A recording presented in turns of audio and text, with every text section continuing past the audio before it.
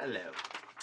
So today we are going to be going over Spanish verb tenses.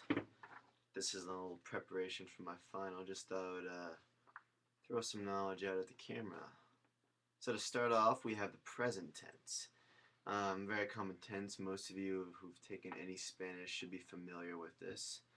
Let's start with the AR endings. Those are O, os, a, amos, on. Then the ERs, which are O, ace, a, imos, en, and the IRs are OSA, imos, en.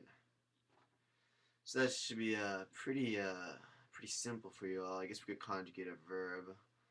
Let's take acabar. Put that in the present as acabó, acabas, acabá, acabamos, acaban. A few others that are important to go over. A star is a estoy, estás, está, estamos, están. Can't forget your accents. And then soy, that's the first. It's the first form of ser. It goes soy, eres, es, somos, son. So that's the present tense for it. Just a very brief cap on that. Present progressive. These are talking about actions that are in progress. In order to form one of these, you have to take the present form of a star and combine it with the present participle. Now, we already just conjugated the present form of a star. It's pretty easy. Estoy, estás, está, estamos, están. Now, the present participle, we haven't gone over that yet, and that is formed by AR's ondo, EI and IR, yendo. You just attach that to the end of your verb.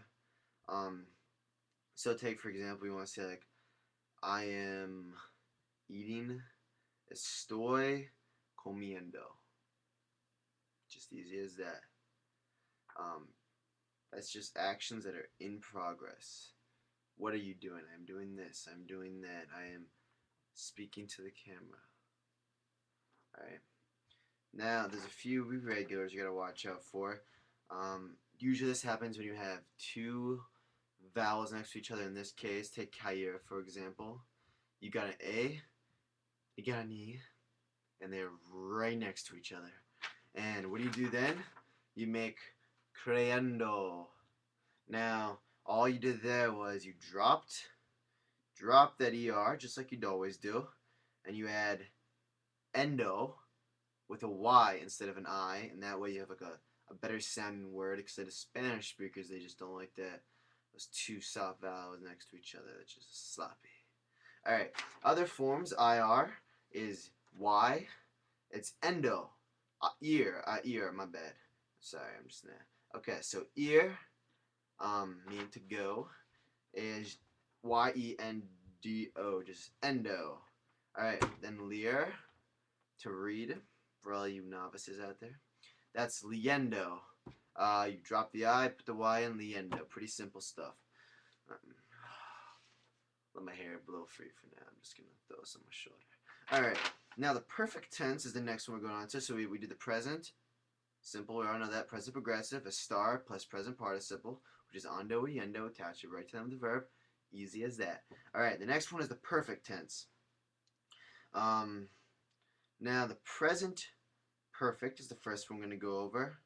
For this, all you have to do is you take, okay, this is kind of like the last one, it's a combination. You take a, as, a, amos, on. All that is spelled out for you. It's HE is the first one, HAS the second one, HA is the third one. Those are the singulars. The plural, amos, and EHEMOS, and the third person plural is HAN, on. You take that, you combine that with the past participle. We just did present participle, different thing here. Whole different beast we got dealing with. The past participle is formed by taking the verb, adding ADO or IDO to the end of it. So take, for example, like, I have spoken. There's an example. I have spoken. How do you say that? In the perfect tense, the present perfect, it's just he hablado. You take the first person singular because it's I, and that's just a. And then have spoken, like we said, is just take a blar, which is to speak, and you drop the ER and add ADO. I have spoken. That's the perfect tense for all you people. Alright, going on to the preterite tense. Preterite tense. Very important tense. Alright, now that we've established it's important, let's go over the IR, ER endings. Now, the ER endings are just E, isti, yo, imos, yeron. Alright? Now the form, okay, let's first, before just put on the brakes this whole thing, let's go over some, alright. Now there's accents on these, so you gotta be watchful. The I, the first form, you know what I'm gonna do for you? I'm gonna do something for you. I'm gonna write these out on a piece of paper and show the camera. Actually, I have them right here. Let me just show them like this. Alright, let's see if it's, oh! Alright. Where's my finger? Come on, finger. Oh, wait, can I get the finger in there? Wait. Oh, there we are. Woo, gosh, that's huge. Alright, right there. Okay, those right there. You see the accents? It's over the I in the first person singular and the O in the third person singular. E is to yo, imos, yeron. That's the preterite tense for the IR, ERs. And then the AR endings, kind of similar here. We got kind of similar. Let's see. The AR endings have the accents in the exact same place over the E in the first person singular and the O in the third person plural. And the AR endings go E esti o amos eron. Esti o amos eron. Pretty straightforward. If you don't get this, you're pretty dumb. Yeah. Alright. So IR endings. E is the O, emos eron. AR endings. A is the O, amos eron. So those are the endings for you. Now all you do is you put those on the end of verbs. Gotta watch out for stem changers. You also gotta look out for they don't like Z's sometimes or different C's, and you can take a C goes to Q, U I believe. I think the Z goes to like it goes to another one. I'm gonna actually have to look this up for you guys later.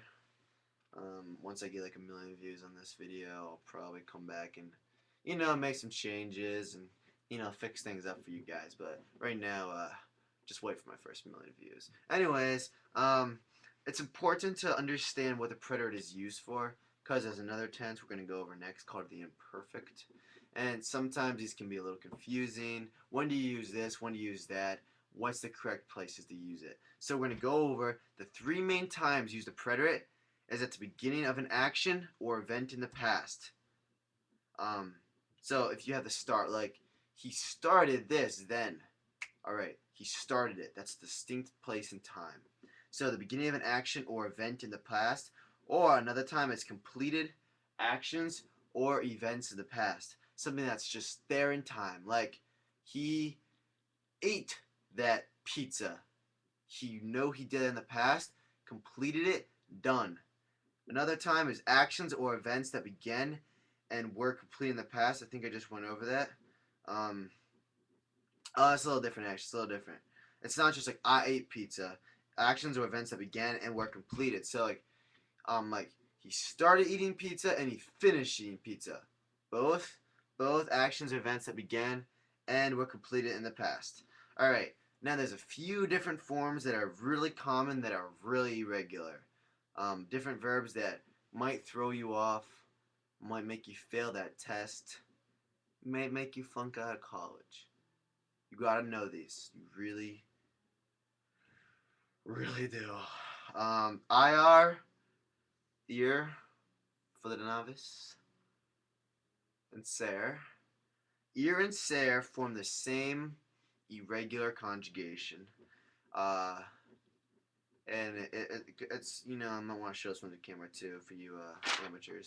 But it's fuiste, fue, fuimos, fueron. Alright?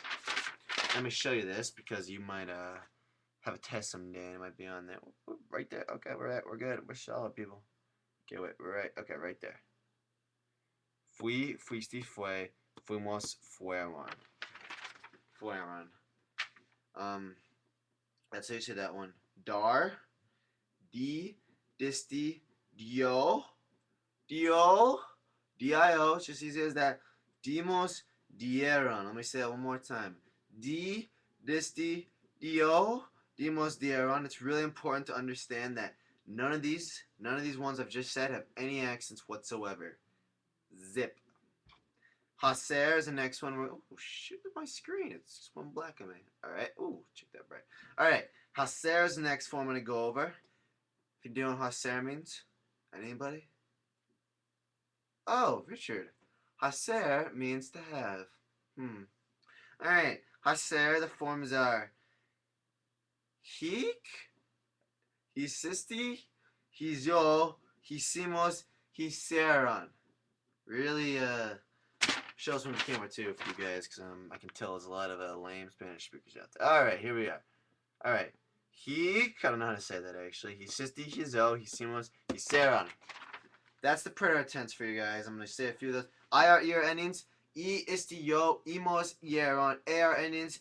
Isti, o, emos, eron. Write that on your heart. Post that above your door frames. Write that on your wrists. Do whatever you got to do to remember that. Alright, the imperfect is the last type we're going over. Now, like I said, the preterite and the imperfect can be confusing with their uses. First, for this, I'm going to go over the uses and contrast it with the preterite so we really have clarity of mind here. Alright, so the imperfect are past actions that were not completed. Like, I started eating pizza. That's not completed. When the heck did I stop eating? We don't know. So that's why I use the imperfect. The imperfect is used for events in progress, in past, ongoing, or continuous. I ate pizza. It's like, I ate pizza. How long did he eat pizza? We don't know. But we know he ate it. That's an important distinction. Habitual or repeated actions. This is when something happened multiple times in the past. Conditions or circumstances. Physical, emotional, or mental states. And intentional or potential events in the past. That one's confusing. You probably don't even want to remember what I just said. I never even used that one. Really dumb rule. I think Spanish speakers have written that one out of their books. Taken that out of their Spanish works. Okay, so like I said, I was going to contrast them. The preterite is the preterite, and that's the first one I went over. The preterite, beginning of an action or event in the past, completing actions or events in the past, actions or events that began and were completed in the past. You might want to take your notebooks and start jotting this stuff down. Alright, now the perfect, it's used in events in progress in past, ongoing or continuous, habitual repeated actions, conditions, circumstances, physical, emotional, or mental states, and that's it. Alright, now, for the imperfect, how do you form it? That's probably your question right now. And you know what? I'm going to tell you. The imperfect is formed. Now let's go over the AR. AR, you just take the verb. Let's take acabar, attach the endings for the ARs. Acaba, acabas, acaba, acabamos, acaban. Simple as that. ER, it's a little different. I'm going to make one little note for you guys really quick so some of you out there won't be confused. Abamos, the first person in the third, the first person plural, or the nosotros form. Abamos has a little accent above the A. Alright, let me flip this up here for you guys. Alright, right there. Bam. You can't see my fingers pointing, but I'm pointing right there. Okay, abamos. Okay, see it like that? Yeah, I'm putting it really close. Has a little accent in third person. Alright, now EIR have accents everywhere. Alright, so the EIR accents for the imperfect, or the endings. Ia, ias, ia, yamos, yan. Attached to the end. That's all you do for that. Okay, those are your. Oh gosh, I'm getting seized over here. All right, those are your. I just went over 5 tenses for you.